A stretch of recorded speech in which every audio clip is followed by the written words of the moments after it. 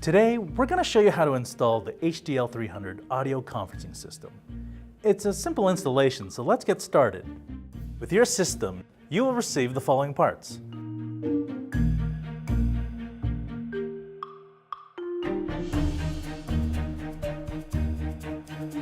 Before you begin, ensure you have all the necessary tools and supplies on hand. You'll need the following items to get your system up and running. When determining where to install your system, it's important to note that the microphone array is located along the bottom edge of the microphone and speaker bar. In order to optimize microphone pickup, we recommend hanging the microphone and speaker bar between 83 and 120 inches from the floor.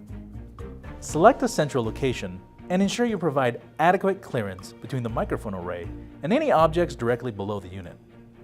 Avoid hanging the bar directly above interactive displays or other hardware with fans, as the noise can cause interference with the microphones. Once you have determined where you are hanging the speaker bar, set your laser level to that height. Then measure and mark the bar's screw placement. The mounting holes are 31.5 inches apart. Drill in the number 10 size screws and anchors. You'll want to leave enough room between the screws and the wall to hang the unit. It's easier to connect the Ethernet cable before the unit is on the wall, so plug it in first, then hang the bar on the screws.